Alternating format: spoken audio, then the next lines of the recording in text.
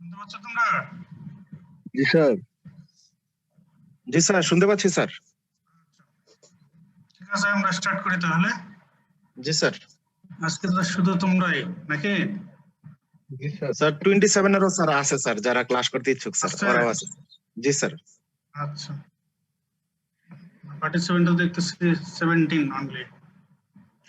Sir আমাদের তো sir ওই আমরা 11 জন শুধু স্যার নভেম্বরে বসার জন্য এলিজিবল স্যার, এই জন্য স্যার আর কি একটু পার্টিসিপেন্ট কম স্যার আমাদের। আমাদের 11 জন আছে। আমরা অ্যান্টি হাইপারটেনসিভ ড্রাগস ডিসকাস করতেছিলাম লাস্ট ক্লাসে, এখানে গিয়ে সমাপ্ত শেষ করছিলাম। Drugs used for treatment of hypertensive crisis: labetalol, hydralazine, sodium nitroxide, diazoxide, minoxidil. তো লেভেটালল তো both alpha and beta blocker, labetalol both alpha and beta blocker. আর এগুলো সব আমরা এর আগের ক্লাসে দেখিয়েছি, এরা সব ভ্যাসোডাইলেটরস। ভ্যাসোডাইলেটরস বলতে ডাইরেক্ট ভ্যাসোডাইলেটরস, অনেকেই তো ভ্যাসোডাইলেটর আছে, এরা হচ্ছে ডাইরেক্ট ভ্যাসোডাইলেটর। তো এগুলো হলো হাইপারটেনসিভ ইমার্জেন্সিতে ইউজ করার জন্য ড্রাগ। ইউজ হলো ওই ইমার্জেন্সি কন্ডিশনে, এগুলো আইভি রুটে ইউজ হয় সাধারণত। এছাড়া আরো কিছু আছে যেগুলো অনেক সময় ইউজ হয় হাইপারটেনসিভ ক্রাইসিসে। ফেনোল্ডোপাম, স্মোলল, স্মোলল কিন্তু একটা বিটা ব্লকার। ফেন্টোলামিন, এটা একটা আলফা ব্লকার। জিটিএন, গ্লিসারিন ট্রাইনাইট্রেট, এটা মূলত ইউজ হচ্ছে অ্যান্টি অ্যানজিনাল ড্রাগ হিসেবে।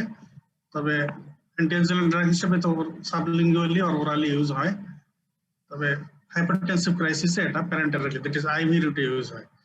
ফুসিমাইড, ইনজেক্টেবল ফুসিমাইড অনেক সময় হাইপারটেনসিভ ক্রাইসিসে ট্রিটমেন্ট ইউজ হয়। ঠিক আছে, তো এগুলো অ্যাজ এ হোল ম্যানেজমেন্টে তোমরা আসলে কার্ডিওলজি রিলেশনে বা মেডিসিনে পড়বে, হাইপারটেনসিভ ইমার্জেন্সি ক্রাইসিস এগুলো কিভাবে ম্যানেজ করতে হয়। আমরা ড্রাগগুলো আউটলাইন করে দিলাম।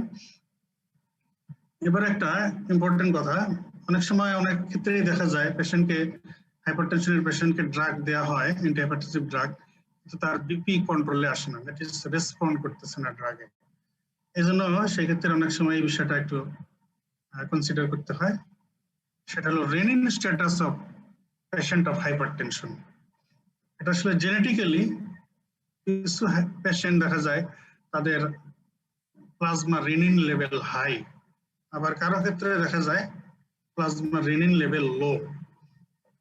তো এই হিসেবে এই রেনিন স্ট্যাটাস অনুযায়ী পেশেন্টকে দুই ভাগে ভাগ করা হলো হাইপারটেনশনের পেশেন্ট। একটা হলো হাই রেনিন হাইপারটেনশন, লো রেনিন হাইপারটেনশন।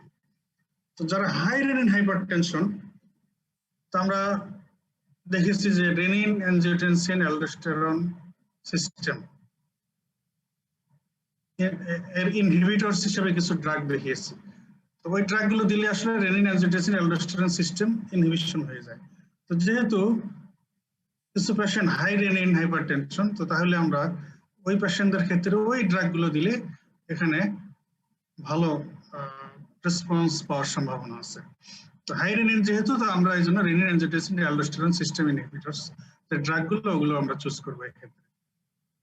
এর মধ্যে ST inhibitor, ARB, beta blocker, এগুলো তাহলে যদি হাই রেনিন হয় তার ক্ষেত্রে এগুলো আমরা প্রেফার করতে পারি। আর যারা লো রেনিন, তো তাদের বিপি বাড়ার মেকানিজমটা তার মানে বোঝা গেল রেনিনের সাথে রিলেটেড না। এই জন্য এখানে RAS inhibitor, that is renin, angiotensin, aldosterone system inhibitor দিলে ভালো রেসপন্ড হবে না, বরং other drug, calcium channel blocker, diuretic, এগুলো দিলে বেটার রেসপন্স পাওয়ার পসিবিলিটি আছে। আচ্ছা, এবার আমরা চলে যাই principles of antihypertensive drug therapy. Antihypertensive drug therapy, their principles গুলো কি কি? প্রিন্সিপালস এর মধ্যে নাম্বার 1 কথা হলো, we should start to treat hypertension with single antihypertensive drug in low dose. আমরা একটা অ্যান্টিহাইপারটেনসিভ ড্রাগ দিয়ে শুরু করব, লো ডোজ দিয়ে। তো যদি কারো লো ডোজে বিপি কন্ট্রোল হয়ে যায় তাহলে দ্যাটস এনাফ, আর ডোজও বাড়ানোর দরকার নেই, এডিশনাল ড্রাগও অ্যাড করার দরকার নেই।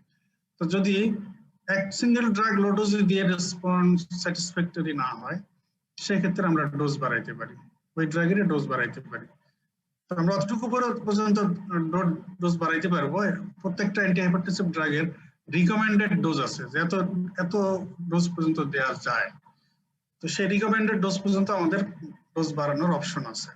তবে যদি দেখা যায় ডোজ বাড়াইতে গিয়ে পেশেন্টের অ্যাডভার্স ইফেক্ট দেখা দেয়, তখন আমরা ডোজ বাড়ানো স্টপ করে দেব। এই হলো কথা, মানে টলারেবলও হইতে হবে। আমরা ডোজ বাড়াবো আপ টু দা টলারেবিলিটি, পেশেন্ট যতটুকু পর্যন্ত টলারেট করতে পারবে, অ্যাডভার্স ইফেক্ট হবে না এই পর্যন্ত আমরা ডোজ বাড়াবো। এখন যদি কারো দেখা যায় যে সিঙ্গেল ড্রাগ দেওয়া হলো, লো ডোজ দেওয়া হলো, এরপরে ডোজ বাড়ানো হলো রিকমেন্ডেড এন্ড টলারেবল লেভেল পর্যন্ত, তারপরও বিপি কন্ট্রোল না, সেই ক্ষেত্রে আমরা আমাদের নেক্সট স্টেপে চলে। এই পর্যন্ত হলো স্টেপ 1। স্টেপ 1 এ হলো সিঙ্গেল ড্রাগ দিয়ে লো ডোজে স্টার্ট করা হবে, প্রয়োজন হলে পরে ডোজ বাড়ানো যেতে পারে আপ টু দ্য টলারেবিলিটি। আর এই স্টেপে যদি বিপি কন্ট্রোল না হয় তাহলে সেকেন্ড স্টেপে, স্টেপ 2 তে চলে যেতে হবে। সেখানে হলো আমরা সেকেন্ড আরেকটা ড্রাগ অ্যাড করতে পারি। If not controlled by a single drug in tolerable and recommended dose, then it is preferable to add a small dose of second drug. এরপর আর প্রথম ড্রাগের ডোজ না বাড়িয়ে সেকেন্ড ড্রাগ অ্যাড করা, এই হচ্ছে স্টেপ 2।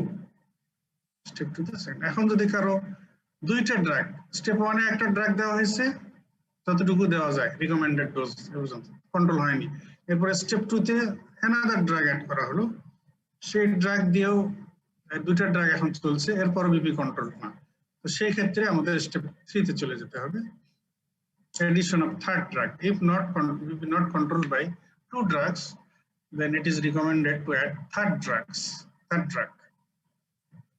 তবে এখানে খেয়াল রাখতে হবে স্টেপ 3 তে আমি যে থার্ড ড্রাগটা অ্যাড করব, সেক্ষেত্রে আমাকে দেখতে হবে যে আমি স্টেপ 1 2 তে অলরেডি ডায়োরেটিক ইউজ করেছি কিনা।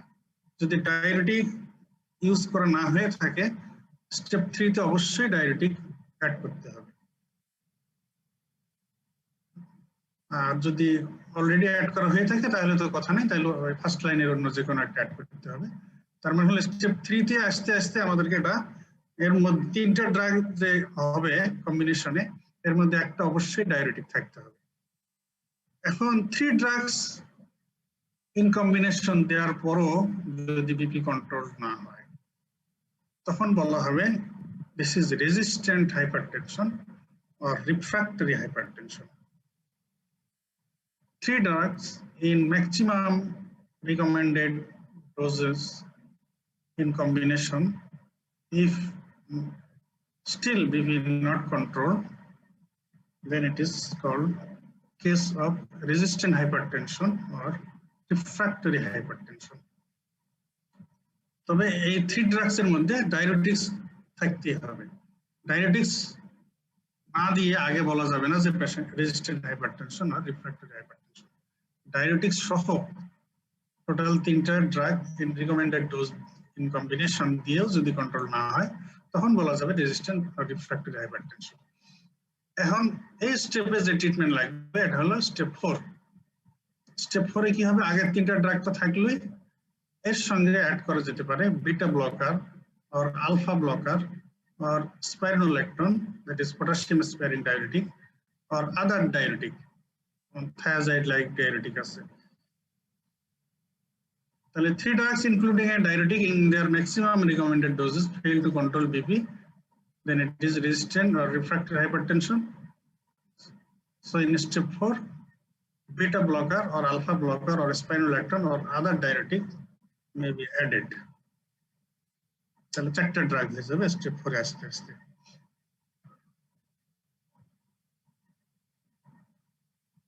এবারে স্টেপ কেয়ার অ্যাপ্রোচ, এই যে আমরা ধাপে ধাপে স্টেপ বাই স্টেপ কম্বিনেশন বললাম, এটা একটু ডায়াগ্রামেটিক্যালি এটা আমরা সামারাইজ করি, এবং এটার একটা ইনস্টিটিউটের গাইডলাইন আছে, nice guideline, that is national institute of clinical and health care excellence. এরা একটা গাইডলাইন দিয়েছে যেটাকে বলা হয় step care approach or ACD approach of antihypertensive drug combination. Step care approach or ACD approach of antihypertensive drug combination according to NICE guideline. এখানে আমরা step দেখাবো, আর এখানে 2টা ক্যাটাগরিতে ভাগ করা হয়েছে হাইপারটেনসিভ পেশেন্টদেরকে। এই ক্যাটাগরিতে হচ্ছে hypertensive patient age less than 55 years, non-black. আর এই ক্যাটাগরিতে হচ্ছে age hypertensive patient age 55 or more, black. কার ক্ষেত্রে আমরা কোনটা চুজ করব?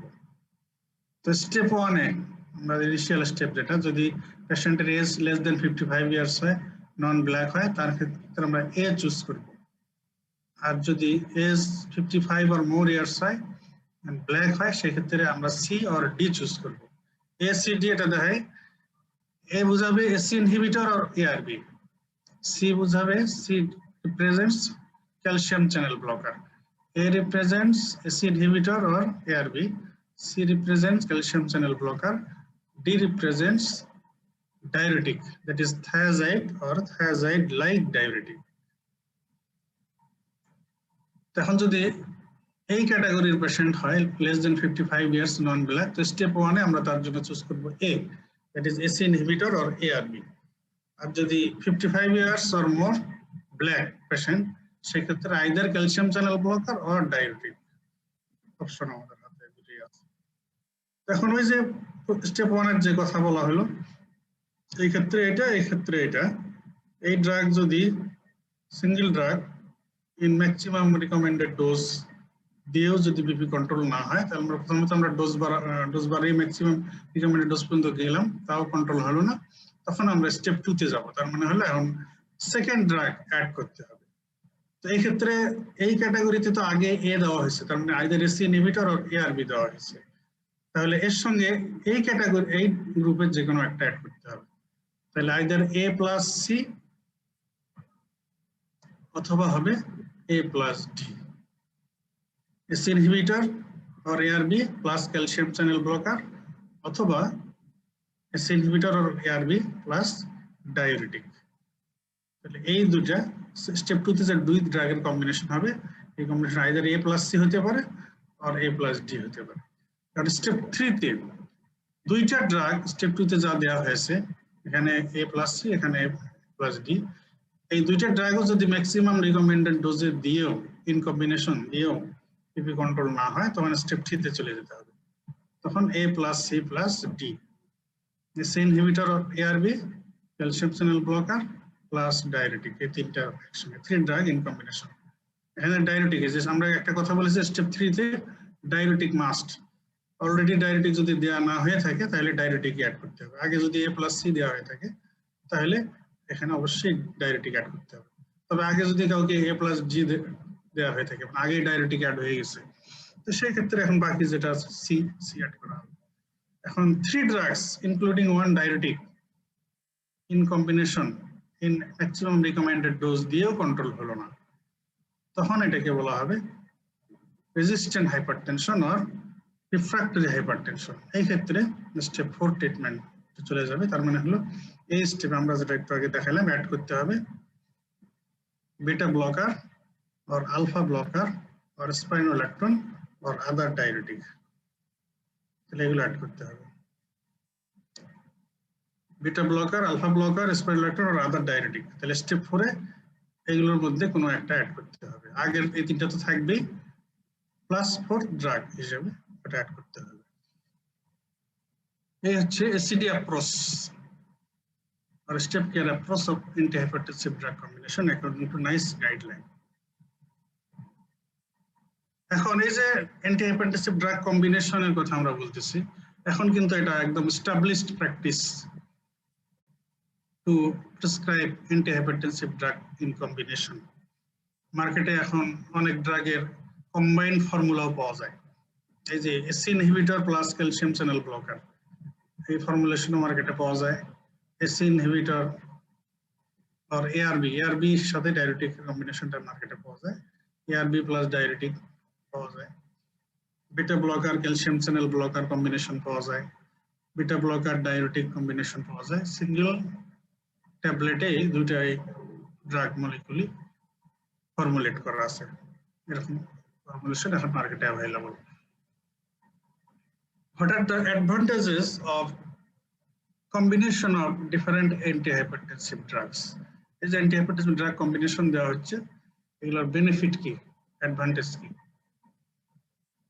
তো কম্বিনেশন দেওয়ার অ্যাডভান্টেজের মধ্যে একটা হলো যে to maximise antihypertensive efficacy while minimizing side effect. যদি একটা ড্রাগের ডোজ আমরা বাড়াইতে অনেক বাড়াইতে থাকি তাহলে অবশ্যই ওই ড্রাগের অ্যাডভার্স ইফেক্ট দেখা দেবে। তো আমরা এই জন্য একটা ড্রাগ টলারেবল যতটুকু পর্যন্ত, সিঙ্গেল ড্রাগ ততটুকু পর্যন্ত দিলাম, এর সঙ্গে অ্যানাদার ড্রাগ টলারেবল ডোজ পর্যন্ত আমরা দিয়ে কম্বাইন করে দিলাম। তাহলে সিঙ্গেল ড্রাগের বেশি ডোজ দিলে যে অ্যাডভার্স ইফেক্ট হতো এটা মিনিমাইজ হয়ে গেল, কমে গেল। আর দুইটা একই সঙ্গে দেওয়ার কারণে দুইজনে মিলে অ্যান্টিহাইপারটেনসিভ এফিকাসি এটাকে অনেক বেশি দেবে। To maximise antihypertensive efficacy while minimizing side effects. তো এখন কম্বিনেশন দেওয়ার কারণে ইন্ডিভিজুয়াল ড্রাগের লো ডোজে এনাফ হচ্ছে to control BP. Single drug দিলে একটা ড্রাগে অনেক বেশি ডোজে দেওয়া লাগতো, কম্বিনেশন দেওয়ার কারণে ইন্ডিভিজুয়াল ড্রাগের ডোজ কম লাগতেছে। আর এই কম্বিনেশন গুলো এমন ভাবে চুজ করা হয়েছে যে one drug counters adverse effects of another drug. একটা ড্রাগের যে অ্যাডভার্স ইফেক্ট হয় এর সাথে যে কম্বিনেশন অন্য আরেকটা দেওয়া হলো, দেখা গেল যে এইভাবে চুজ করা হয়েছে ড্রাগগুলো যে অ্যাডভার্স ইফেক্ট কাউন্টার হয়ে যায়, ব্যালেন্স হয়ে যায়। যেমন ক্যালসিয়াম চ্যানেল ব্লকার অ্যামলোডিপিন, এটা ট্যাকিকার্ডিয়া করে, এর সঙ্গে বিটা ব্লকারের কম্বিনেশন করা হয়েছে, বিসোপ্রোলল আর এটেনোলল। বিটা ব্লকার আবার ব্রেডিকার্ডিয়া করে, তাহলে এই দুটো একসঙ্গে দিলে দুটো মিলে ব্যালেন্স হয়ে যাচ্ছে। তাহলে one drug counters adverse effect of other drug. There are some examples of different effective antihypertensive drug combinations. SC inhibitor এর সঙ্গে ক্যালসিয়াম চ্যানেল ব্লকারের কম্বিনেশন হতে পারে, SC inhibitor এর সঙ্গে ডায়ারেটিক কম্বিনেশন হতে পারে, ARB এর সঙ্গে that is angiotensin to receptor ব্লকারের সঙ্গে ক্যালসিয়াম চ্যানেল ব্লকার কম্বিনেশন হতে পারে, ARB এর সঙ্গে ডায়ারেটিক কম্বিনেশন হতে পারে, ক্যালসিয়াম চ্যানেল ব্লকারের সঙ্গে বিটা ব্লকার কম্বিনেশন হতে পারে, ডায়ারেটিকের সঙ্গে বিটা ব্লকার কম্বিনেশন হতে পারে, এছাড়া beta blocker alpha blocker combination হতে পারে। যেমন আমরা ফিউগোমোসাইটোমার ট্রিটমেন্টে বলেছি ফিনোক্সিবেনজামিন আলফা ব্লকার, এটা ট্রিটমেন্টে ইউজ হয়। তো এটা ফার্স্ট দিতে হয়, এরপরে যদি প্রয়োজন হয় বা যদি আলফা ব্লকার দেওয়ার কারণে ট্যাকিকার্ডিয়া ডেভেলপ করে তাহলে বিটা ব্লকার অ্যাড করার কথা বলা হয়ে গেছে। তাহলে বিটা ব্লকার আর আলফা ব্লকার কম্বিনেশন এটা হতে পারে। আমরা গ্রুপ বললাম, এবার একদম ডাইরেক্ট এক্সাম্পল, এটা হচ্ছে এসসি ইনহিবিটর রেমিপ্রিল এর সঙ্গে ক্যালসিয়াম চ্যানেল ব্লকার অ্যামলোডিপিন, এটার কম্বিনেশন। রেমিপ্রিল এর সঙ্গে হাইড্রোক্লোরোথায়াজাইড, আমি যেগুলো বোল্ড করে দিয়েছি এগুলো মার্কেটে available now and routinely prescribed. Ramipril ACE inhibitor এর সঙ্গে hydrochlorothiazide that is diuretic, thiazide diuretic combination. Olmesartan and amlodipine, এখন তো এটা খুবই চলছে। Olmesartan and amlodipine, Olmesartan হচ্ছে ARB, amlodipine calcium channel blocker, Olmesartan plus hydrochlorothiazide, এটা মার্কেটে available. Amlodipine plus bisoprolol and also amlodipine plus atenolol, এটা হচ্ছে ক্যালসিয়াম চ্যানেল ব্লকার আর এরা হচ্ছে বেটা ব্লকার। এটাও খুব এস্টাবলিশড কম্বিনেশন, এটা বহুত কাল আগে থেকেই আছে। amlodipine and atenolol, আর রিসেন্টলি আসছে amlodipine and bisoprolol এর combination, bisoprolol and hydrochlorothiazide, that is beta blocker আর diuretic এর combination. So these are the different important combination antihypertensive drug combinations. Justify, এটা তোমার এবারে তোমাদের একটা ইম্পর্টেন্ট ভাইভার কোশ্চেন এন্ড অলসো রিটেনের কোশ্চেন। রিটেন বা ভাইভাতে তোমাদেরকে এই ধরনের কোশ্চেন ফেস করতে হতে পারে। আগের যে এটাও রিটেনে আসতে পারে, write down the advantages of antihypertensive drug combinations, এভাবে আসতে পারে। আবার এরকম স্পেসিফাই করে দিয়ে justify the combination of amlodipine and bisoprolol, justify the combination of amlodipine and atenolol, justify the combination of olmesartan and amlodipine, এইভাবে তোমার কোশ্চেন হতে পারে। তাহলে তোমরা একটু জাস্টিফাই করি, অ্যামলোডিপিন আর বিসোপ্রোলল, এই ধরনের কোশ্চেন যদি থাকে তো তোমাকে আগে একটা একটা করে পরিচয় দাও। অ্যামলোডিপিন একটা ক্যালসিয়াম চ্যানেল ব্লকার, তো calcium channel blocker, calcium channel block হয়ে গেলে ভাস্কুলার স্মুথ মাসেল রিল্যাক্সেশন হলো, ভ্যাসোডাইলেশন হয়। তো ভ্যাসোডাইলেশন হয়ে গেলে টোটাল পেরিফেরাল রেজিস্ট্যান্স কমে যাবে, ব্লাড প্রেশার কমে যাবে। তাহলে এইভাবে অ্যামলোডিপিন বিপি কমায়। আর বিসোপ্রোলল এটা একটা beta 1 blocker, cardio selective beta 1 blocker. তাহলে কার্ডিয়াক বিটা 1 রিসেপ্টর ব্লক হয়ে গেলে negative inotropic negative chronotropic effect, যেহেতু ব্লক হয়ে গেছে বিটা 1, পজিটিভ ইফেক্ট হবে না নেগেটিভ হবে। তাহলে reduce process contraction of heart, reduce heart rate, সব মিলে স্ট্রোক ভলিউম কমবে, কার্ডিয়াক আউটপুট কমে যাবে, তাহলে বিপি কমে যাবে। তাহলে অ্যামলোডিপিন ব্লাড ভেসেলে ভ্যাসোডাইলেশন করে টোটাল পেরিফেরাল রেজিস্ট্যান্স কমিয়ে বিপি কমাচ্ছে। আর বিসোপ্রোলল আর বিটা ব্লকার বা টেকনোলজি যদি দেওয়া হয় বিটা 1 ব্লকার, এরা হলো কার্ডিয়াক বিটা 1 রিসেপ্টর ব্লক করে স্ট্রোক ভলিউম কমে, ফোর্স অফ কন্ট্রাকশন কমে, স্ট্রোক ভলিউম কমিয়ে কার্ডিয়াক আউটপুট কমিয়ে দিচ্ছে। তাহলে blood pressure equal to cardiac output into peripheral resistance. এই দুটো কম্পোনেন্টে অ্যামলোডিপিন একটা কমাচ্ছে, বিসোপ্রোলল আর বিটা ব্লকার আরেকটা কমাচ্ছে। তার মানে একসঙ্গে যদি তাদেরকে দেওয়া হয় তাহলে they synergistically reduce BP, synergistic reduction of BP যদি কম্বিনেশনটা দেওয়া হয়। এই হলো একটা সিনার্জিস্টিক ইফেক্ট পাওয়া যাবে বিপি কমানোর ক্ষেত্রে, দুটো প্লাস হয়ে যাবে, এডিশন। এছাড়া আদার বেনিফিটস এর মধ্যে অ্যামলোডিপিন বললাম একটু আগে রিফ্লেক্স ট্যাকিকার্ডিয়া করে, আর beta blocker like bisoprolol atenolol এরা ব্রেডিকার্ডিয়া করে। তাহলে একই সঙ্গে দিলে এই অ্যাডভার্স ইফেক্ট ব্যালেন্স হয়ে যাবে। অ্যামলোডিপিন ট্যাকিকার্ডিয়া, বিসোপ্রোলল ব্রেডিকার্ডিয়া করে, দুটো মিলে ব্যালেন্স হবে। অ্যামলোডিপিন অ্যানাদার ইফেক্ট হচ্ছে অ্যামলোডিপিন রেনিন রিলিজ এনহ্যান্স করে, অ্যামলোডিপিন রেনিন রিলিজ বাড়ায়।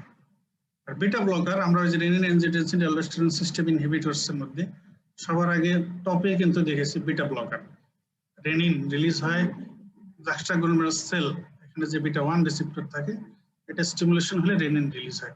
বিটা ব্লকার দিলে বিটা 1 ব্লক হয়ে গেলে রেনিন রিলিজ ব্লক হয়ে যায়। তার মানে বিটা ব্লকার গুলো রেনিন রিলিজ ইনহিবিট করে। অ্যামলোডিপিন রেনিন রিলিজ স্টিমুলেট করে, bisoprolol renin release, amlodipine renin release stimulate করে, বিসোপ্রোলল রেনিন রিলিজ ইনহিবিট করে।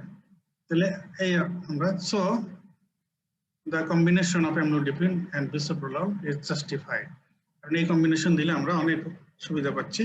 সিনার্জিস্টিক বিপি রিডাকশন হচ্ছে, একটা ট্যাকিকার্ডিয়া একটা ব্রেডিকার্ডিয়া করতেছে, তার মানে হার্ট রেট ব্যালেন্স রাখতেছে, আর রেনিন স্ট্যাটাস এটাকেও ব্যালেন্সে রাখতেছে, একটা বাড়ায় আর একটা কমায়।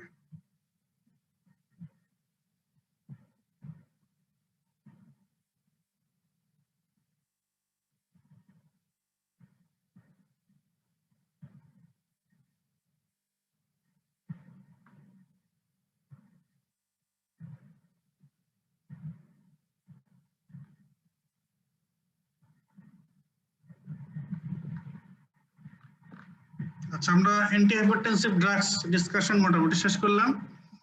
এবার আমরা পরের চ্যাপ্টারে চলে যাই। স্যার অ্যান্টি হাইপারটেনশন থেকে একটু কোশ্চেন ছিল স্যার।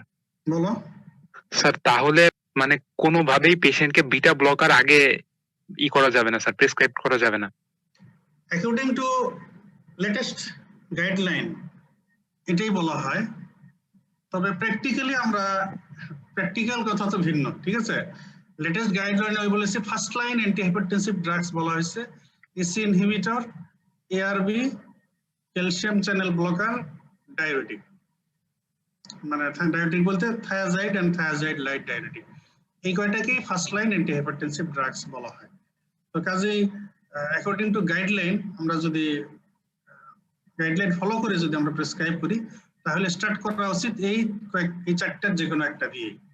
এর মধ্যে তো কার ক্ষেত্রে কোনটা চুজ করবো এটা তো আমি দেখাইলাম, কোনটা ফার্স্ট কার ক্ষেত্রে চুজ করতে হবে। তবে প্র্যাকটিক্যালি ওই বিটা ব্লকার অনেক ক্ষেত্রে আমরা অনেক সময় দেই।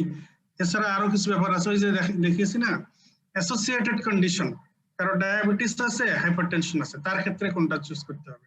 কারো ডায়াবেটিস আছে ব্রঙ্কিয়াল অ্যাজমা আছে, তার ক্ষেত্রে কোনটা চুজ করতে হবে। আবার কারো ডায়াবেটিস হাইপারটেনশন আছে সাথে অ্যাঞ্জিনাও আছে, তখন কোনটা চুজ করতে হবে। এগুলো ডিফারেন্ট মানে অ্যাসোসিয়েটেড কন্ডিশন, কোমরবিডিটি, এগুলো কনসিডার করেও চেঞ্জ হতে পারে। তবে ইন জেনারেল কথা হলো ওই চারটে first line anti hypertensive drug. তবে কয়েক বছর আগে বিটা ব্লকারও first line anti hypertensive drug হিসেবে লিস্টেড ছিল। তো লেটেস্ট গাইডলাইনে ওটাকে ফার্স্ট লাইনে আর রাখা হয়নি। তবে কারো যদি হাইপারটেনশন সাথে ইসকেমিক হার্ট ডিজিজ থাকে বা হিস্ট্রি অফ এমআই থাকে, তবে তার জন্য আবার beta blocker first line anti hypertensive drug, এটা আবার বলা হয়। কারো যদি হাইপারটেনশন সাথে ইসকেমিক হার্ট ডিজিজ বা হিস্ট্রি অফ এমআই থাকে, সেক্ষেত্রে এগুলো তো ফার্স্ট লাইন হিসেবে আছে, তার জন্য বিটা ব্লকারটাও তার জন্য first line anti hypertensive drug. ঠিক আছে? জি স্যার। তো আমরা এবার অ্যান্টি অ্যানজাইনাল ড্রাগ স্টার্ট করি। অ্যানজাইনা সম্পর্কে আইডিয়া আছে? Ischaemic heart disease, ischaemic heart disease অল্প স্যার। আচ্ছা অল্প না, আচ্ছা আমরা একটু আউটলাইন করে পরে ড্রাগে যাব, নাহলে তো বুঝতে পারবে না। ইসকেমিক হার্ট ডিজিজ বলতে কোন কোন ডিজিজকে বোঝায়? Stable angina, unstable angina, myocardial infarction, মানে মায়োকার্ডিয়াল ইসকেমিয়া হয়ে যেসব ডিজিজ হয় এগুলোই হলো ইসকেমিক হার্ট ডিজিজ। এই ক্যাটাগরিতে পড়তেছে stable angina, unstable angina, myocardial infarction. Another term, very very important term, acute coronary syndrome. তোমরা কার্ডিওলজি ওয়ার্ডে কাজ করলে এটা আমরা সম্পর্কে তোমাদের একটা আইডিয়া হবে। অ্যাকিউট করোনারি সিনড্রোম, একটা পেশেন্ট যখন সিভিয়ার সাডেন চেস্ট পেইন নিয়ে প্রেজেন্ট করে, তখন স্পেসিফিক ডায়াগনোসিসের আগ পর্যন্ত এটাই বলা হয় আর কি। যদি মনে করা হয় এটা কার্ডিয়াক কেস, কার্ডিয়াক পেশেন্ট, তো তখন যতক্ষণ পর্যন্ত আমরা ইসিজি, ট্রোপোনিন, আই এইসব করে কনফার্ম করতে না পারতেছি, ততক্ষণ পর্যন্ত বলা হবে অ্যাকিউট করোনারি সিনড্রোম। তো দেখা গেছে যে এই অ্যাকিউট করোনারি সিনড্রোম নিয়ে যারা প্রেজেন্ট করে, তাদের কারো কারো অ্যাকিউট এসটি এলিভেশন এমআই হয়, কেউ কেউ অ্যাকিউট এমআই হয়। অ্যাকিউট এমআই এর মধ্যে আবার কেউ এসটি এলিভেশন এমআই, কেউ নন এসটি এলিভেশন এমআই হয়। অ্যানাদার কন্ডিশন আনস্টেবল অ্যানজাইনা, এটা এখনো এমআই হয়নি, তবে আনস্টেবল অ্যানজাইনা অনেক সময় এমআই তে টার্ন নেয়। তাহলে এই তিনটা কন্ডিশনই অ্যাকিউট করোনারি সিনড্রোমে included: acute ST elevation MI, acute non ST elevation MI, unstable angina. এখন অ্যানজাইনা যেটা বলা হলো, অ্যানজাইনার আবার এই variety: chronic stable angina, unstable angina, and vasospastic or Prince metal angina. Chronic stable angina, unstable angina, vasospastic or Prince metal angina.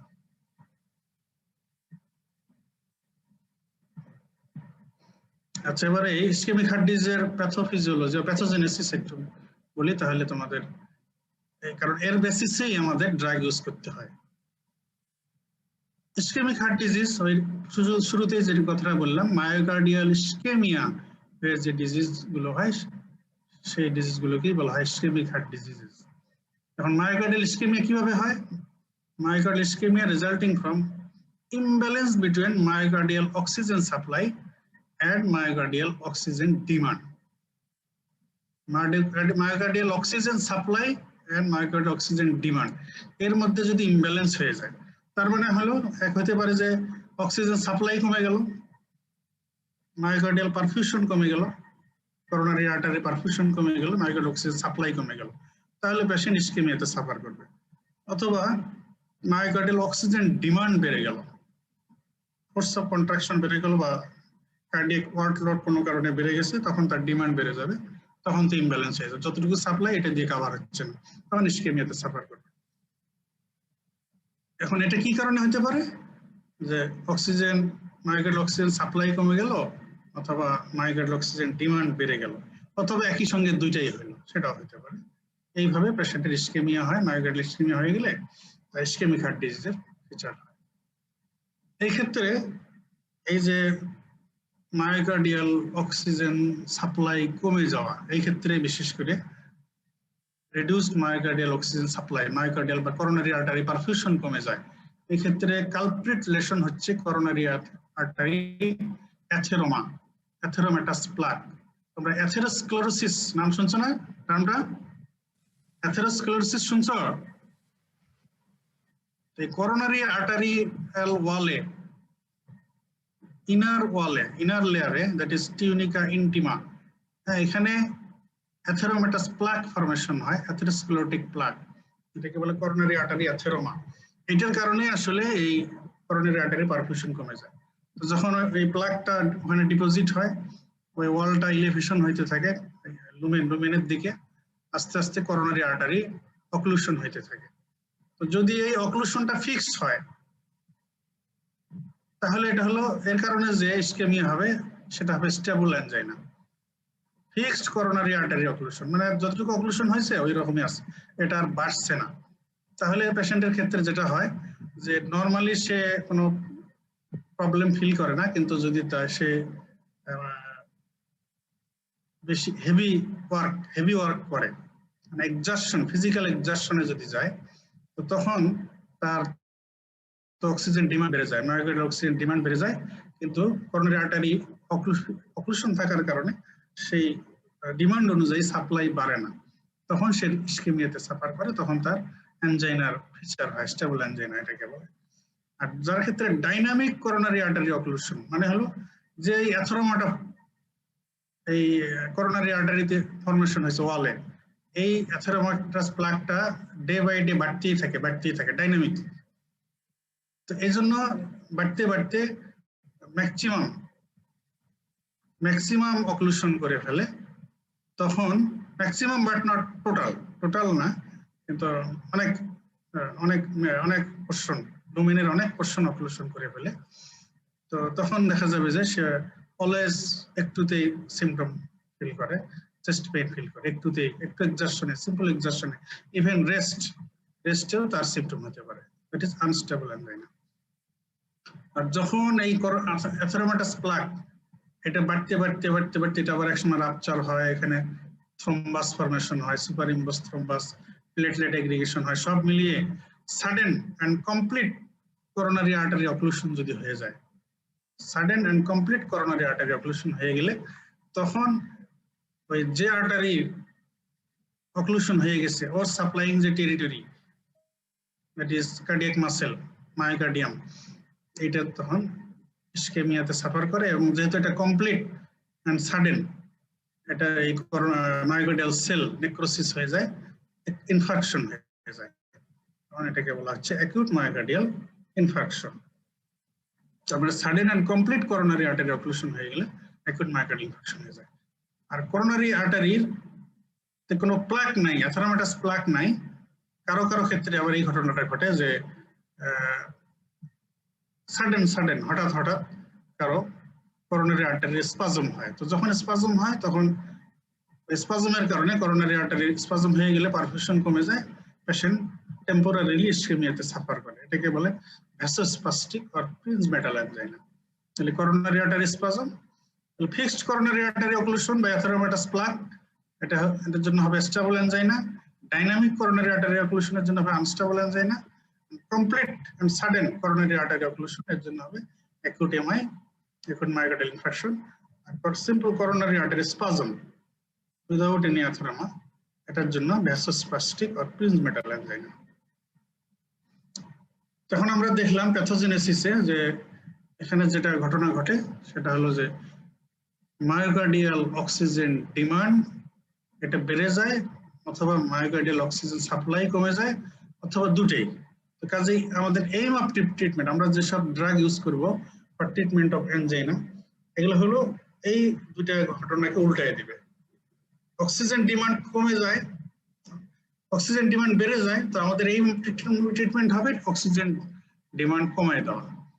Myocardial oxygen supply কমে যায় অ্যানজাইনাতে বা ইসকেমিক হার্ট ডিজিজে, তো আমাদের এইম অফ ট্রিটমেন্ট হবে মায়োকার্ডিয়াল অক্সিজেন সাপ্লাই বাড়িয়ে দেওয়া। তাহলে aims of treatment of ischaemic heart disease হচ্ছে আর অ্যানজাইনা হচ্ছে decrease myocardial oxygen demand and increase myocardial oxygen supply.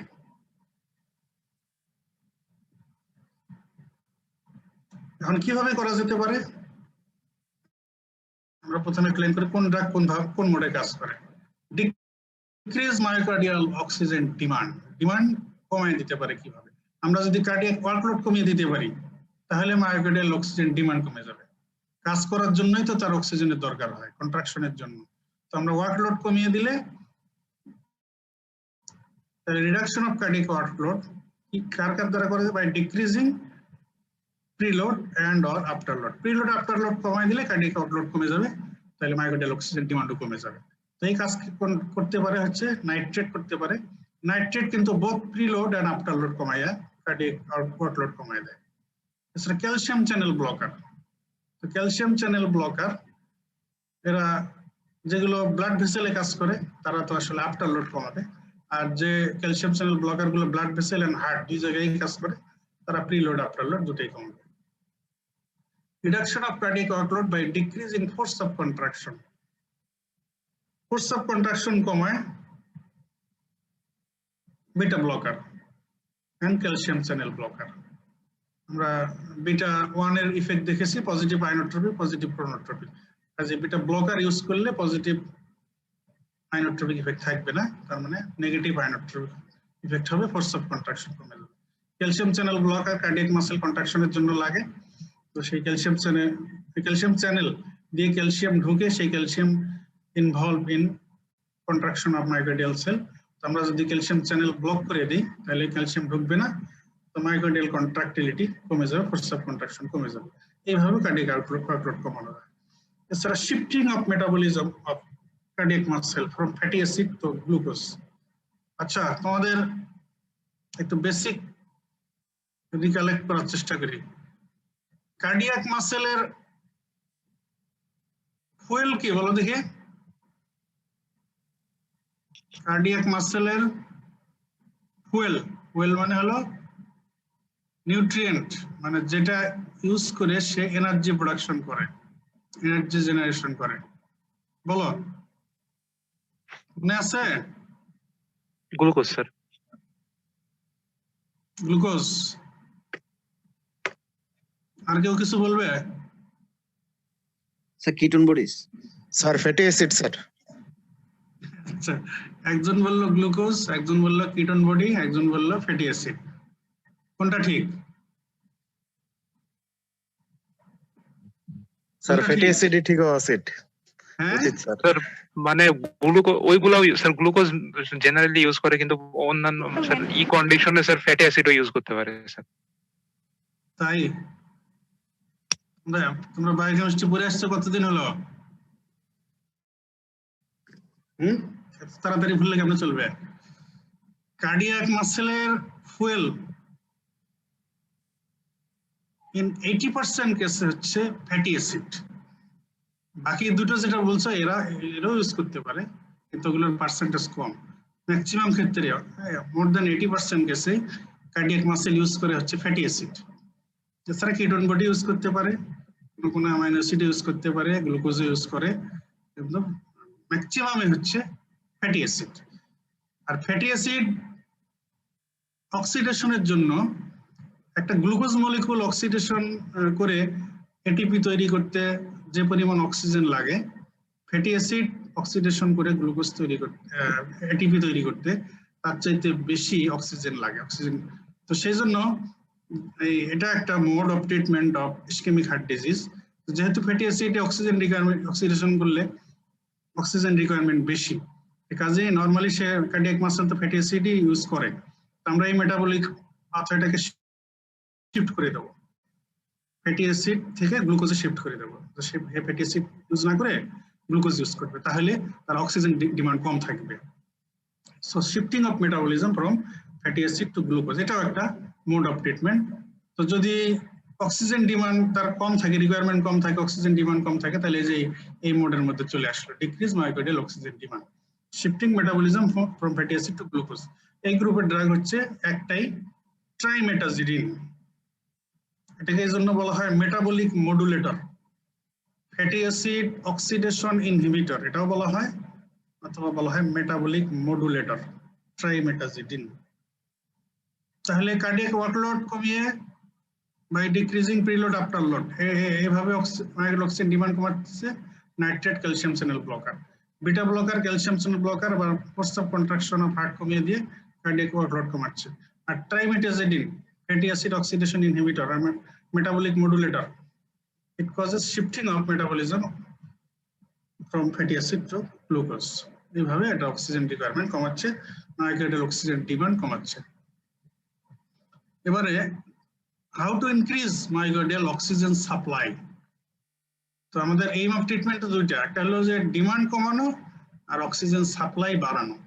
তো ইনক্রিজ মায়োকার্ডিয়াল অক্সিজেন সাপ্লাই, কিভাবে সাপ্লাই বাড়ানো যেতে পারে?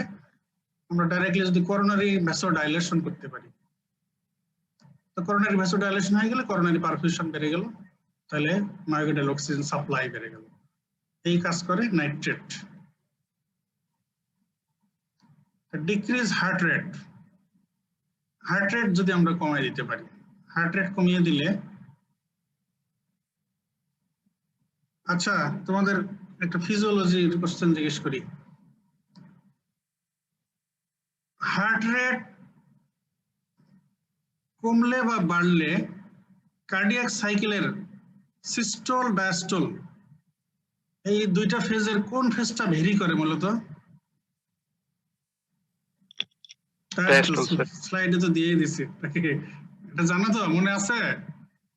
হ্যাঁ, কোন পিরিয়ডটা বেশি, সিস্টোল না ডায়াস্টোল কার্ডিয়াক সাইকেলের? Diastole sir. হ্যাঁ, তাহলে হার্ট রেট কমলে ডায়াস্টোলিক পিরিয়ডটা কিন্তু একটু প্রলং হয়ে যায়, আবার হার্ট রেট বেড়ে গেলে তাহলে কিন্তু ডায়াস্টোলিক পিরিয়ড শর্ট হয়ে যায়।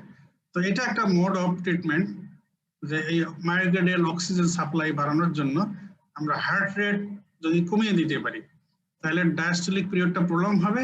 আর ডায়াস্টোলিক পিরিয়ড প্রলং হয়ে গেলে হার্ট কোন ফেজে পারফিউশন পায়, ব্লাড সাপ্লাই পায়? নিজে ডায়াস্টোলিক। Diastole sir. তাহলে সেই ডায়াস্টোলিক পিরিয়ডটা যদি আমরা প্রলং করে দিতে পারি তাহলে হার্ট বেশি ব্লাড সাপ্লাই পাইলো, পারফিউশন বেশি পাইলো, তাহলে তার অক্সিজেন সাপ্লাই বেড়ে গেল, তাহলে আমাদের ট্রিটমেন্ট হয়ে গেল। তাহলে এই ঘটনা ঘটাইতে পারে বিটা ব্লকার, আমরা তো আগেই বললাম বিটা ব্লকার হার্ট রেট কমায়। আর আমরা বলেছি rate limiting calcium channel blocker, কিছু কিছু calcium channel blocker rate limiting, নাম মনে আছে কোনটা কোনটা? ভেরাপামিল। জি sir, verapamil, diltiazem. Very good, very good. Verapamil and diltiazem আর rate limiting calcium channel blocker. আচ্ছা, এবার আমরা treatment outline of angina pectoris or ischemic heart disease. কিছু জেনারেল মেজার্স, যে কোনো ডিজিজ ট্রিটমেন্টে এটা একটা ট্রেডিশন যে জেনারেল মেজার কিছু দেওয়া হয়, এরপরে স্পেসিফিক ড্রাগ ট্রিটমেন্ট বা স্পেসিফিক ট্রিটমেন্টের কথা বলা হয়। তো জেনারেল মেজার্স কিছু আছে, আর যেহেতু আমরা অ্যানজাইনা আর ইসকেমিক হার্ট ডিজিজ নিয়ে বলতেছি, অ্যান্টি অ্যানজাইনাল ড্রাগস এছাড়া কিছু অ্যাডজুভেন্ট ড্রাগস ইউজ হয়, যেমন অ্যান্টিপ্লেটলেট ড্রাগস, অ্যান্টি ডিসলিপিডেমিক ড্রাগস। কারণ অ্যান্টিপ্লেটলেট, প্লেটলেট এগ্রিগেশন, এটা মায়োকার্ডিয়াল ইনফারকশনের প্যাথোজেনেসিসে ইনভলভ, প্লেটলেট এগ্রিগেশন। তো কাজে এখানে অ্যান্টিপ্লেটলেট ড্রাগ দেওয়া হয়। ডিসলিপিডেমিয়া, যে অ্যাথেরোস্ক্লেরোসিসের কথা বললাম, অ্যাথেরোমেটাস প্লাক, এটার জন্য ডিসলিপিডেমিয়া আর হাইপারলিপিডেমিয়া, হাইপারকোলেস্টেরোলেমিয়া এটা একটা ফ্যাক্টর, ইম্পর্টেন্ট ফ্যাক্টর। এই জন্য অ্যান্টি ডিসলিপিডেমিক ড্রাগ, এগুলো অ্যাডজুভেন্ট ড্রাগ হিসেবে, যদি এদেরকে অ্যান্টি অ্যানজিনাল ড্রাগ বলা যাবে না ডাইরেক্ট। অ্যান্টি অ্যানজিনাল ড্রাগ কোনগুলো আমি সামনে তো বলবো। তো অ্যাডজুভেন্ট হিসেবে এগুলো ভেরি ভেরি ইম্পর্টেন্ট, এবং এগুলো ইসকেমিক হার্ট ডিজিজের পেশেন্ট হইলেই এগুলো দিয়েই দেওয়া হয়, antiplatelet drug and anti dyslipidaemic drug. Anti anginal drug তো থাকবেই। তো জেনারেল মেজার্স এর মধ্যে আমাদের লাইফস্টাইল মডিফিকেশনের যে কিছু কথা আমরা হাইপারটেনশনের মধ্যেও ডিসকাস করেছি, ওই কথাগুলো আসবে। Smoking cessation, alcohol consumption reduction, weight reduction, obesity correction, fruits and vegetables increase বাড়ানো, ফ্রুটস অ্যান্ড ভেজিটেবল ইনটেক বাড়ানো, total saturated fat intake reduction করা, physical exercise, regular physical exercise, এগুলো হচ্ছে কিছু জেনারেল মেজার্স। দ্যাট ইজ এগুলো মূলত dietary and lifestyle modification. এছাড়া ischaemic heart disease যাদের থাকে তাদের অনেকেরই এই কয়েকটা কন্ডিশন থাকতে পারে, এক বা একাধিক: ডায়াবেটিস মেলাইটাস, হাইপারটেনশন, ডিসলিপিডেমিয়া। এগুলো থাকলে এগুলো মাস্ট কন্ট্রোল করতে হবে, কারণ ডায়াবেটিস মেলাইটাস যাদের থাকে তাদেরই ইসকেমিক হার্ট ডিজিজ হওয়ার চান্সও বেশি থাকে। হাইপারটেনশন থাকলেও তাদের ইসকেমিক হার্ট ডিজিজ হওয়ার চান্স থাকে, ডিসলিপিডেমিয়া থাকলেও তাদের ইসকেমিক হার্ট ডিজিজ হওয়ার চান্স থাকে, এমআই এর চান্স থাকে, স্ট্রোকের চান্স থাকে। এই জন্য এগুলো কন্ট্রোল করতে হবে। এগুলো হলো অ্যাডজুভেন্ট, ওই যে অ্যাডজুভেন্টের মধ্যে আসবে এগুলো: anti hypertensive drug, anti platelet drug, anti dyslipidaemic drug, anti diabetic drug, এগুলো যে ক্ষেত্রে প্রযোজ্য দিতে হবে। আচ্ছা, এবার আমরা মূল ডিসকাশনে চলে আসি। Anti anginal drugs, drugs that are used for treatment of angina or for prevention of anginal attack. অ্যাঞ্জাইনার ট্রিটমেন্টের জন্য অথবা অ্যাঞ্জাইনার অ্যাটাক প্রিভেনশনের জন্য যে ড্রাগগুলো ইউজ হয় এগুলো হচ্ছে অ্যান্টি অ্যাঞ্জাইনাল ড্রাগস।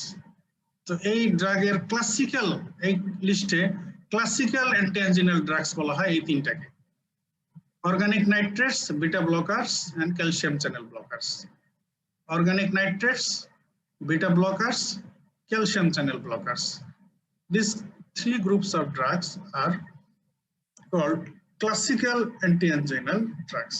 এছাড়া others anti-anginal drugs এর মধ্যে potassium channel activator, example nicorandil, IF, এটা একটা ion channel inhibitor, IF channel inhibitor. I তে আয়ন, F তে ফানি, এটা একটা স্পেশাল টাইপের sodium channel that is present in pacemaker cell of heart. Cardiac pacemaker সেলে এই চ্যানেলটা থাকে, এটা এক ধরনের সোডিয়াম চ্যানেল, এটা হার্ট রেটের সঙ্গে রিলেটেড। এই জন্য এই চ্যানেলকে ইনহিবিট করতে পারলে এটা হার্ট রেট কমিয়ে দিয়ে অ্যানজাইনার রিলিভ করে দেয়। IF channel inhibitor, ivabradine. আসলে এই পরের গুলো আসলে বেশি জানার দরকার নেই, একটুখানি নামটা করে মনে রাখতে হবে। তাহলে potassium channel activator nicorandil, IF channel inhibitor ivabradine.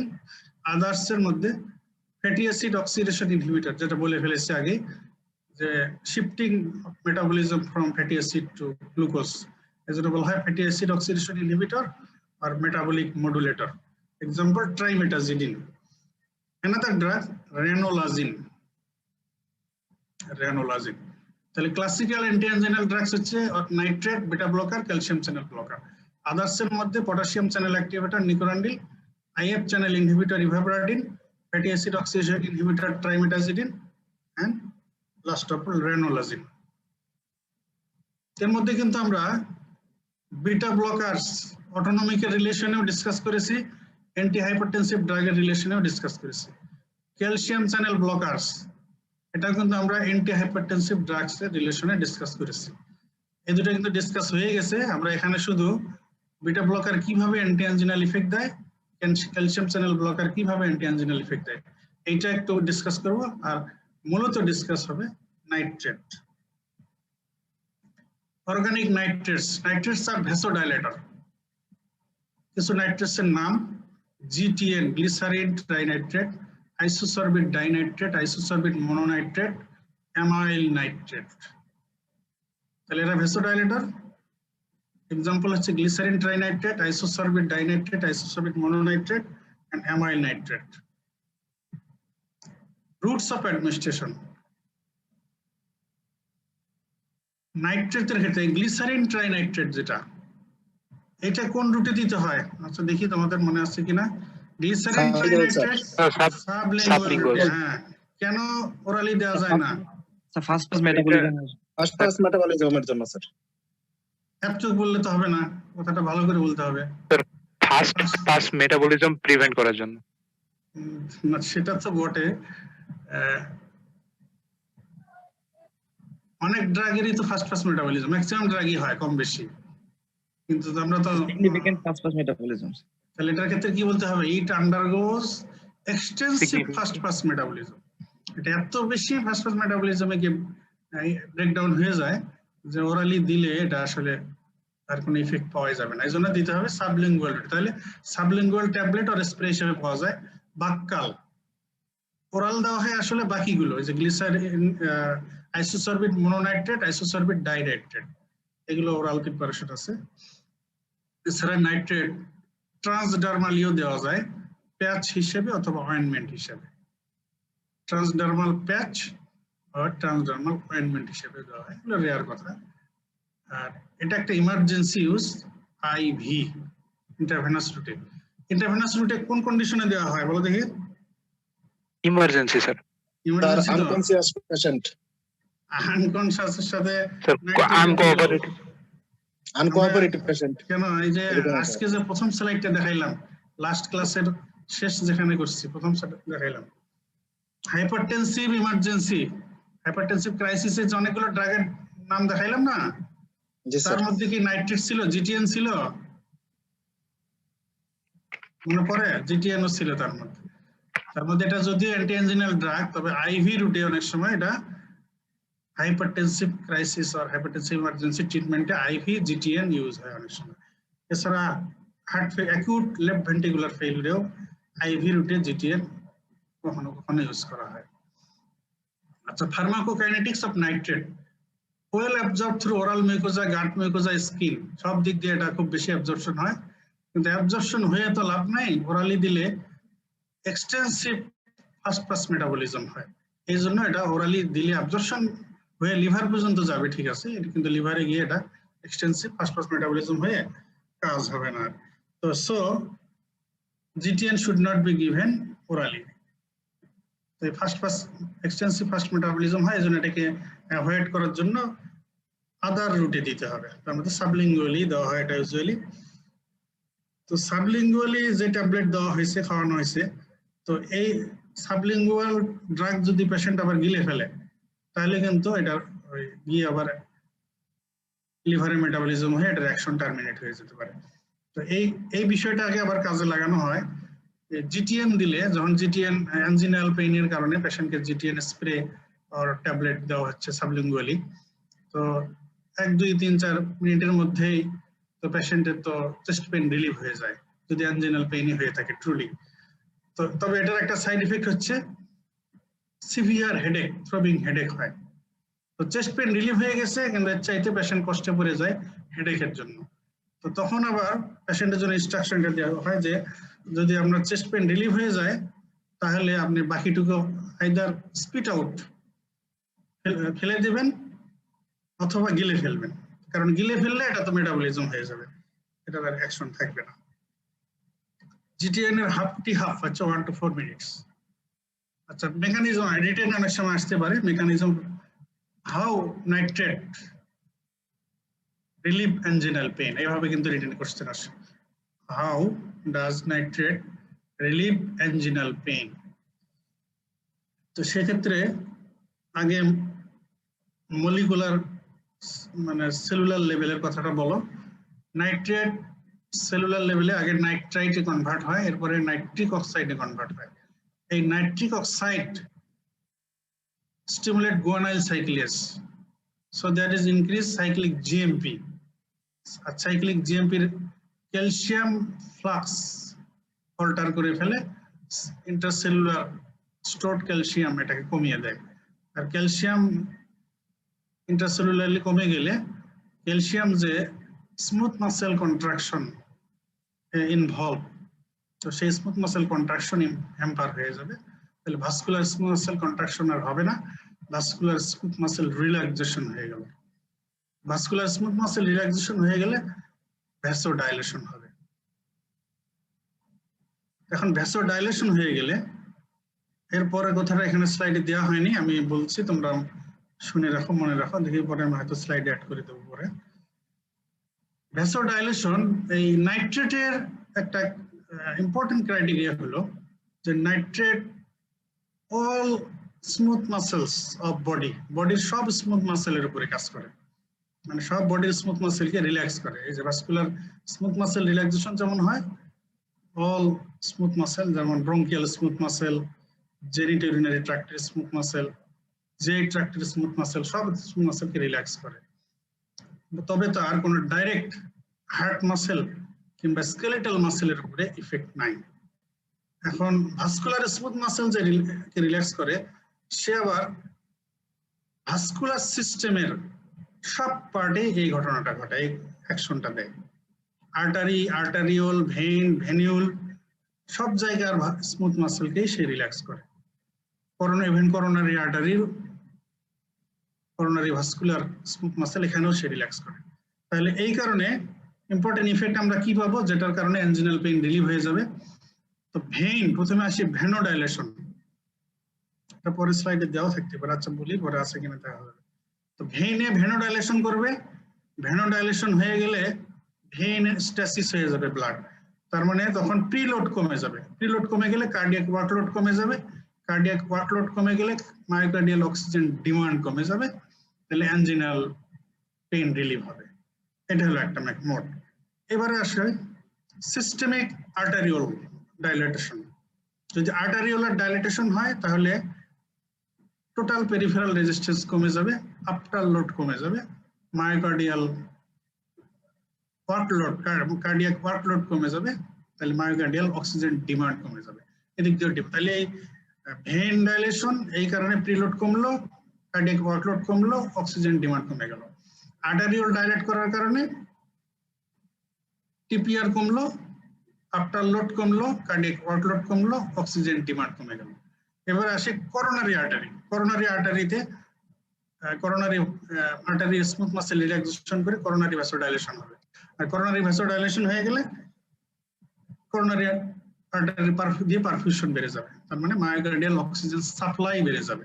তাহলে ওই দুই মোডে ডিমান্ড কমে গেল আর করোনারি আর্টারি ডাইলেশন হওয়ার কারণে সাপ্লাই বেড়ে গেল, অক্সিজেন সাপ্লাই বেড়ে গেল। তাহলে এইভাবে নাইট্রেট রিলিভস অ্যাঞ্জিনাল পেইন। আচ্ছা, এই কথাগুলো দেখো এখানে আছে। Have effect. Nitrates have effect on all smooth muscle, but no direct effect on heart muscle and skeletal muscle. So vascular smooth muscle is a vasodilating effect. It on all parts of vascular system. Artery, arterial vein, venous, সব পার্টের উপরে effect আছে vasodilating. Even J tract, bronchus, genitourinary system smooth muscle সে relax করে। Even platelet aggregation কেও সে inhibit করে nitrate. যদি অত significant না ইফেক্টটা, তো কিছুটা ইফেক্ট আছে টু ইনহিবিট প্লেটলেট এগ্রিগেশন। আচ্ছা, এই কথাগুলো how nitrates relieve anginal pain or anti anginal effect of nitrate, এগুলো বললে ফেলেছি কিন্তু। ভ্যানোডাইলেশন করে প্রিলোড কমায়, কার্ডিয়াক ওয়ার্কলোড কমায়, অক্সিজেন ডিমান্ড কমায়। আর্টেরিয়াল ডাইলেশন করে আফটার লোড কমায়, কার্ডিয়াক ওয়ার্কলোড কমায়, অক্সিজেন ডিমান্ড কমায়। আর করোনারি ভ্যাসোডাইলেশন করে করোনারি পারফিউশন বাড়ায়, মায়োকার্ডিয়াল অক্সিজেন সাপ্লাই বাড়িয়ে দেয়। এইভাবে অ্যাঞ্জিনাল পেইন রিলিভ করে। এবার অ্যাডভার্স ইফেক্টস অফ নাইট্রেট। তাহলে আমরা নাইট্রেটের মূল ইফেক্ট দেখতেছি হলো ভ্যাসোডাইলেশন, বায়োলজিক্যাল ইফেক্ট যেটা। এই ভ্যাসোডাইলেশন কিন্তু শুধু যে ফিক্সড দুই এক জায়গায় করে তা কিন্তু না, ইট ইজ জেনারেলাইজড। এই কারণে অ্যাডভার্স ইফেক্ট গুলো আসলে মূলত extension of pharmacological effects of nitrate. নাইট্রেটের যে ফার্মাকোলজিক্যাল ইফেক্ট, ভ্যাসোডাইলেটর ইফেক্ট, এটার কারণেই অ্যাডভার্স ইফেক্ট হচ্ছে। মেনিনজিয়াল ভ্যাসোডাইলেশন হয়, এরপরে মেনিনজিয়াল ভেসেলের রিলেশনে যে পেন সেন্সিটিভ টিস্যু থাকে এগুলো স্ট্রেসড হয়ে গেলে হেডেক হয়, throbbing headache, flushing, palpitation, tachycardia, hypotension, dizziness, even syncope or collapse rarely. Vasodilation হয়ে যদি হাইপোটেনশন হয়ে যায় তাহলে পেশেন্ট ট্রানজিয়েন্ট সেরিব্রাল পারফিউশন কমে গিয়ে পেশেন্ট মাথা ঘুরে পড়ে যেতে পারে, ডিজিনেস হতে পারে, ইভেন সিনকোপাল অর কোলাপস হতে পারে, syncopal attack or collapse. Throbbing headache, flushing, palpitation, tachycardia, hypotension, dizziness, syncope, collapse. নাইট্রেটের অ্যাডভার্স ইফেক্ট কিন্তু ভেরি ভেরি ইম্পর্টেন্ট। এটা ভাইভাতে প্রায় জিজ্ঞেস করা হয় এবং রিটেনও আসতে পারে। There are some problems with use of nitrate. একটা প্রবলেম হচ্ছে লং টার্ম নাইট্রেট যদি ইউজ করা হয় তাহলে টলারেন্স ডেভেলপ করে। দেখা যায় আগে যে ডোজে কাজ হইতো পরে আর বা আগে রেসপন্স হয়তো, এটা এটা খাওয়াইলে বা এটা অ্যাডমিনিস্ট্রেশন করলে পেইন রিলিভ হয়তো, অ্যাঞ্জিনাল পেইন, পরে আর হচ্ছে না। Long term use of nitrate, এটা স্পেশালি যদি ওরালি ইউজ করা হয় সেই ক্ষেত্রে, regular and oral long term use of nitrate হলে টলারেন্স ডেভেলপ করে। এখন হাউ টু, এটা একটা রিটেনের important question and viva face করতে হয়। How to avoid development of nitrate tolerance. Nitrate long term use করলে যে টলারেন্স হয় এটাকে কিভাবে অ্যাভয়েড করা যেতে পারে? এটার আনসার হচ্ছে by maintaining a nitrate free interval of at least 6 to 8 hours daily. Daily যদি আমরা পেশেন্টের ব্লাড আর প্লাজমাকে নাইট্রেট থেকে কয়েক ঘন্টার জন্য ফ্রি রাখতে পারি, এটাকে বলা হচ্ছে নাইট্রেট ফ্রি ইন্টারভ্যাল।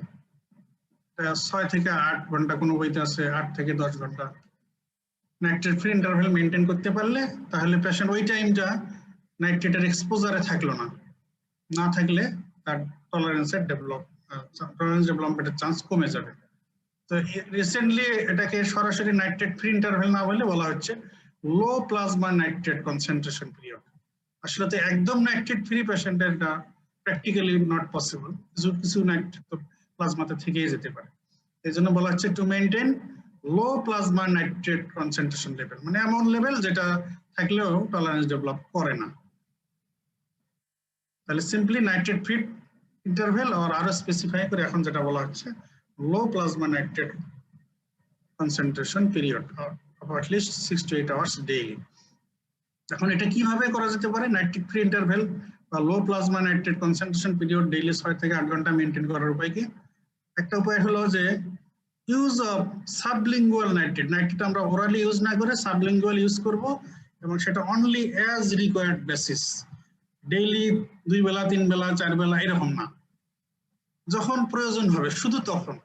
যদি কোনোদিন তার প্রয়োজন না হয় তাহলে সে নাইট্রেট স্প্রে বা সাবলিঙ্গুয়াল ট্যাবলেট আর সে নেবেই না।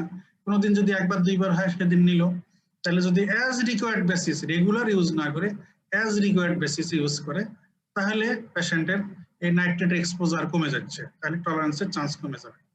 আর use of oral SR tablet কারো কারো ক্ষেত্রে এই শুধু অ্যাজ রিকোয়ার্ড বেসিস দিয়ে হয় না, রেগুলার প্রয়োজন হয়, সেই ক্ষেত্রে বলা হচ্ছে যে use of oral SR sustain release nitrate tablet with skipping a dose.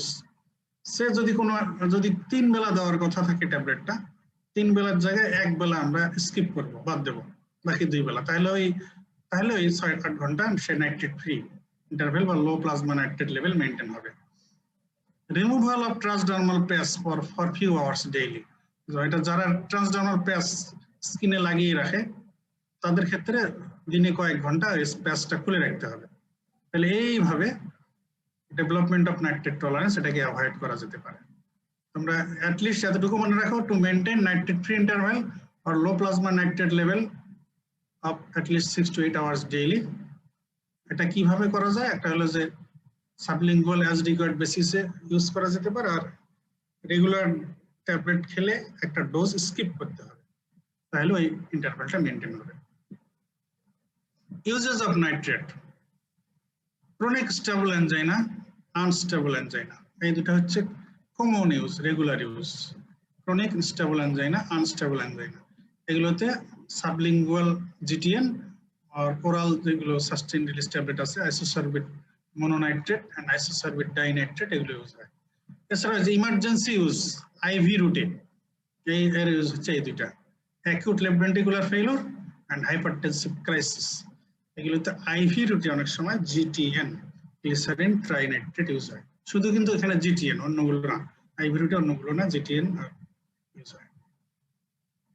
Contraindication of nitrate, migraine, কারণ আমরা একটু আগে দেখলাম যে নাইট্রেটের অ্যাডভার্স ইফেক্টের মধ্যে নাম্বার 1 বলা হয়েছে থ্রবিং হেডেক। মাইগ্রেনেও কিন্তু থ্রবিং হেডেক হয়, তো যার অলরেডি মাইগ্রেন আছে তাকে নাইট্রেট দিলে তো এটা তার জন্য আরো ডেঞ্জারাস হবে। অ্যানজাইনা ডিউ টু অ্যানিমিয়া, তো নাইট্রেট তো আসলে ইসকেমিক হার্ট ডিজিজের ট্রিটমেন্ট বা অ্যানজাইনার ট্রিটমেন্টে ইউজ হয়, যেখানে ইসকেমিয়া, মায়োকার্ডিয়াল ইসকেমিয়া, তো অ্যানিমিয়ার কারণেও কিন্তু অনেক সময় চেস্ট পেইন হয়, তো এই ক্ষেত্রে আবার নাইট্রেট ইউজ করা যাবে না। তাহলে migraine, contraindication, another one angina due to anaemia. আচ্ছা, beta blocker, another group of anti anginal drugs, এটা আমরা অ্যান্টি হাইপারটেনসিভ ড্রাগস এর রিলেশন ডিসকাস করেছি, এখানে শুধু আমরা অ্যান্টি অ্যানজাইনাল ইফেক্টটা এক্সপ্লেইন করি।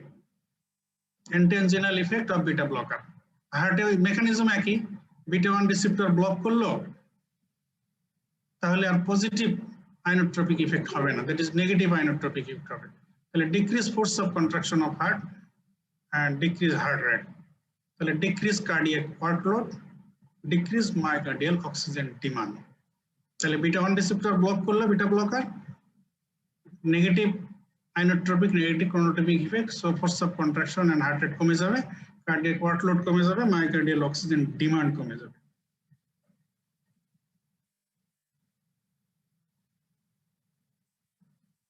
আচ্ছা, হার্ট রেট যদি কমে যায় এই বিটা ব্লকার ইউজ করলে, ফোর্স অফ কন্ট্রাকশন কমে যাওয়ার কারণে ওদিক দিয়ে ওয়ার্কলোড কমলো, তো হার্ট রেট কমে গেলে এটার আরেকটা বেনিফিট এখানে দেখাই, আগে বলা হয়েছে, হার্ট রেট কমে গেলে ডায়াস্টোলিক পিরিয়ড বেড়ে যাবে। ডায়াস্টোলিক পিরিয়ড বেড়ে গেলে মায়োকার্ডিয়াল পারফিউশন বেশি হবে, টাইম বেশি পাবে, ডায়াস্টোলিক পিরিয়ড বেড়ে গেছে, পারফিউশন বেড়ে যাবে। তাহলে মায়োকার্ডিয়াল অক্সিজেন সাপ্লাই বেড়ে যাবে।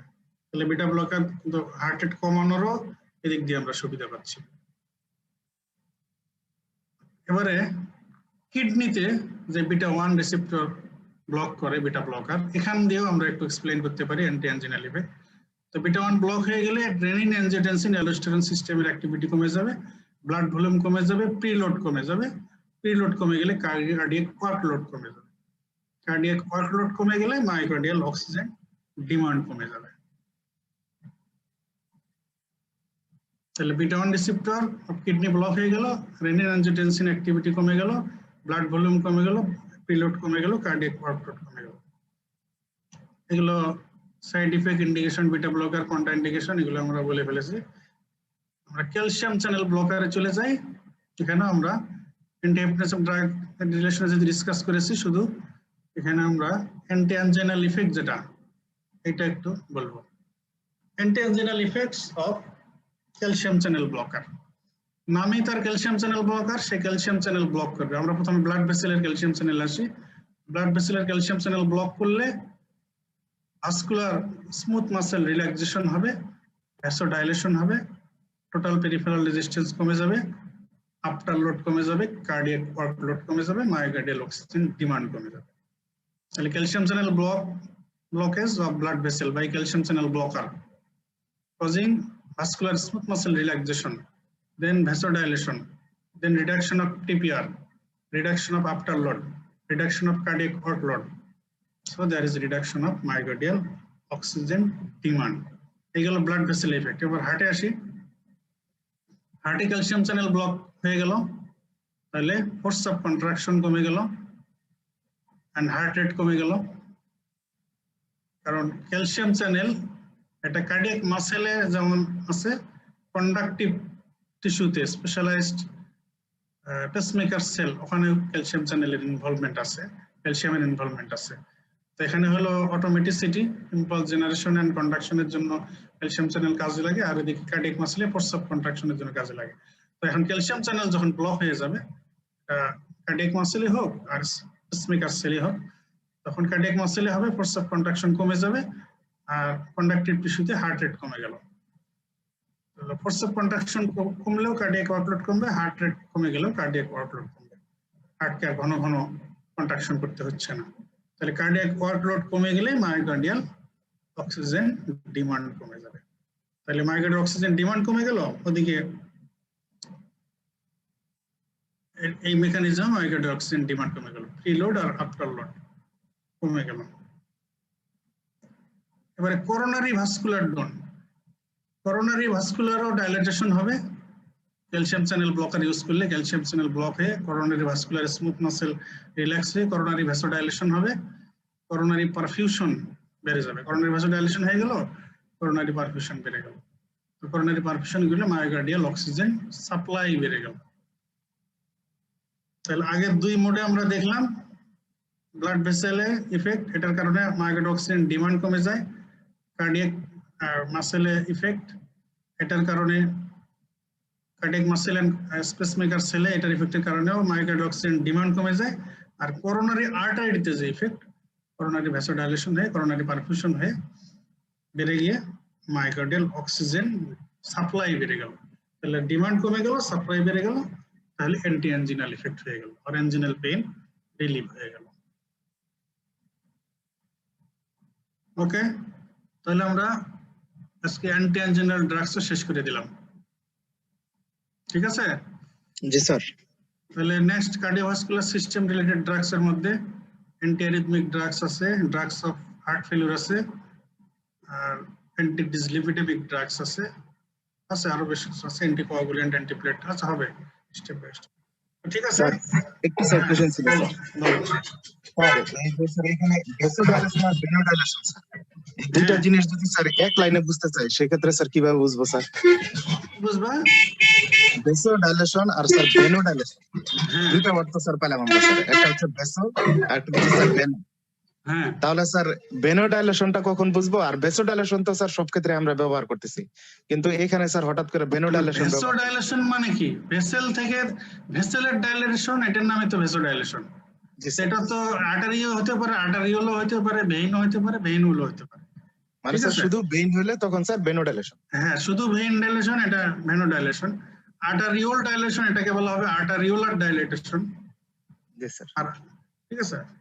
আর স্যার ওইখানে ওই যে আমরা স্টেজ করলাম যে স্যার ওইখানে হুম। ব্ল্যাক আর নন ব্ল্যাক একটা স্যার কথা আসছিল, এটা কি স্যার ওই যে রেসিজমের ক্ষেত্রে মানে রেস গুলা যে আছে এইটার ক্ষেত্রে কোনটা? মানে স্যার ব্ল্যাক আর নন ব্ল্যাক স্যার স্টেজ করলাম যখন স্যার হ্যাঁ, ওই যে হ্যাঁ। স্যার ওই যে নাইস ক্রাইটেরিয়াতে হ্যাঁ, হ্যাঁ। জি স্যার। স্যার হ্যাঁ, আর কি এখানে বলতেছো? স্যার আরেকটা স্যার কোশ্চেন স্যার এসআর আর স্যার এক্সআর স্যার এই দুইটার মধ্যে পার্থক্যটা কি স্যার? স্যার অনেক SR? ড্রাগের পরেই স্যার লেখা থাকে স্যার এসআর, আরেকটাতে লেখা থাকে স্যার এক্সআর। SR হচ্ছে সাস্টেইন রিলিজ, সাস্টেইন রিলিজ। জি SR স্যার। আর XR টা সাধারণত ইউজ করে ওটা এটার এলাবোরেশনে আসে এক্সটেন্ডেড রিলিজ। স্যার দুইটা পার্থক্যটা কি? এক্সটেন্ডেড রিলিজ, সাস্টেইন রিলিজ মানে হচ্ছে একটা দীর্ঘ সময় ব্যাপী সে রিলিজ করতেই থাকবে। মানে ওই ফর্মুলেশনটা এইরকম যে এটা ইউজ করলে একবার ইউজ করলে এটা সাস্টেইন অনেক সময় ধরে এটা রিলিজ হইতে থাকবে। এক্সটেন্ডেড রিলিজের আসলে এটাও অনেকটা একই, এক্সটেন্ডেড পিরিয়ড ধরে এটা রিলিজ হইতে থাকবে।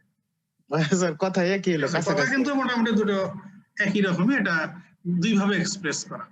একটা হলো আচ্ছা। সাস্টেইন, কন্টিনিউয়াস রিলিজ হইতেই থাকবে, হইতেই থাকবে। এটা যে কন্টিনিউয়াসলি হচ্ছে এটা বোঝাচ্ছে। আর এক্সটেন্ডেড হলো এক্সটেন্ডেড পিরিয়ড আর লং পিরিয়ড ধরে রিলিজ হইতেই থাকবে। জি স্যার। স্যার আমাদের পরীক্ষার নোটিশ হয়ে গেছে স্যার। নোটিশ হয়েছে? জি স্যার। তাই নাকি? জি স্যার, জানুয়ারির শেষ সপ্তাহ। না, এটা এমনি কালকে আমি শুনেছি, কিন্তু নোটিশ হয়েছে কিনা এটা এখনো। স্যার প্রেস একদম রিলিজ হয়ে আমরা গেছে চিঠি একবার পাইনি স্যার, এখনো। আজকে পত্রিকার তাই মধ্যে হোক, আসছে। হয়তো এসে যাবে। তো ঠিক স্যার, আছে। স্যার ওই আচ্ছা, আমাদের তোমাদের- যে হ্যাঁ বলো। স্যার আমাদের এইখানে আমরা যে নাইট্রেট গুলা ভেসোডাইলেটর হিসেবে ব্যবহার করলাম, স্যার এখানে আমরা যদি আলফা 1 এর ভিতরে যে কিছু প্রথম দিকে যে প্রাজোসিন টেরাজোসিন এগুলাও তো স্যার ভেসোডাইলেটর, এইগুলা ব্যবহার করা যাবে না অ্যানজাইনাল ড্রাগ হিসেবে? না, ওগুলো অ্যান্টি ড্রাগ হিসেবে লিস্টেড না, কারণ আলফা ব্লকার তো ইউজ রেয়ারলি করা হয়। অ্যান্টি হাইপারটেনসিভ ড্রাগে দেখো না, দেখাইলাম স্টেপ 1 2 3 4 4 গিয়েও যখন রিফ্র্যাক্টরি আর রেসিস্ট্যান্ট হাইপারটেনশন হয়ে গেল তখন ওটা অ্যাড করার কথা, কারণ এটার যে অ্যাডভার্স ইফেক্ট, কি অ্যাডভার্স ইফেক্ট মনে আছে বলো দেখি? স্যার ওই যে ওইটা আলফা আলফা আলফা স্যার ওইটা ব্লকারের এক্স অ্যাডভার্স ইফেক্ট স্যার স্যার প্রচুর হাইপারটেনশন করে ফেলে, মানে extreme first dose hypotension, first postural dose hypotension, hypertension. এটা হ্যাঁ এটা রিস্ক খুবই বেশি। এছাড়া রিফ্লেক্স ট্যাকিকার্ডিয়া, এটার চান্সও এটার খুবই বেশি। এজন্য তো এগুলো তো কখনো, এগুলো তো রেয়ারলি ইউজ হয় যখন দেখা যাচ্ছে যে কোনো কিছুতেই, স্পেশালি যখন ওই যে মনে করা হয় আর কি মিউকোরমাইকোসাইটোমা ক্ষেত্রে বা রেজিস্ট্যান্ট হাইপারটেনশন হয়ে গেলে তখন এটা। কারণ যদি রিফ্লেক্স ট্যাকিকার্ডিয়া হয় বা হাইপোটেনশন হয়, দুটোই তো ইসকেমিক হার্ট ডিজিজের পেশেন্টের জন্য ডেঞ্জারাস। স্যার ওই যে কিন্তু ওই যে প্রাজোসিন টেরাজোসিন ডক্সাজোসিন এগুলা তো স্যার শুধু ভেসোডাইলেটর না, ওইখানে তো আর মানে এক্সট্রিম হাইপারটেনশন কি হয় এগুলাতে? হ্যাঁ, আলফা ব্লকার হলেই ভেসোডাইলেশন, আলফা ব্লকার হলে intense vasodilation, first dose hypotension, postural hypotension, তারপরে ট্যাকিকার্ডিয়া, এগুলো রিস্ক খুবই বেশি। এগুলো যেন কখনোই তো ইনিশিয়াল চয়েস এগুলো নাই। তো ঠিক আছে, থ্যাংক ইউ ভেরি মাচ। কালকে আবার টাইমলি অ্যাটেন্ড করো। আচ্ছা, তোমাদের ধন্যবাদ স্যার। পরীক্ষার নোটিশ হয়ে থাকে, হ্যাঁ তোমরা শুনছো? শোনো, জি স্যার। পরীক্ষার নোটিশ যদি হয়ে থাকে, তোমরা তোমাদের ইয়াদের 26 ব্যাচের রেগুলার যারা, তাই না, জি স্যার। ওরা তো জি স্যার। ক্লাস করছে না, তাই না? জি না স্যার। এখন তো যেহেতু পরীক্ষা সামনে, তোমাদের রিভিউ ক্লাসের বিষয় আছে, আর আমি যেহেতু তোমাদের ক্লাস নিচ্ছি, আর 27 ব্যাচ হয়তো আর অ্যাটেন্ড সেভাবে করবে না। জি ওরা স্যার। যদি জয়েন করতে চায় তোমরা যোগাযোগ করো, বলে দাও যে তারা চাইলে ক্লাসে জয়েন করতে পারে। জি স্যার। ঠিক ঠিক আছে, আছে স্যার, তাহলে ওটা অবশ্যই আমাদের স্যার। পরীক্ষার আগে ওটা আমাদের জন্য হেল্পফুল হবে। জি sir. Okay, thank you. Okay sir. ধন্যবাদ স্যার। আসসালামু আলাইকুম স্যার। আসসালাম। ওয়ালাইকুম স্যার।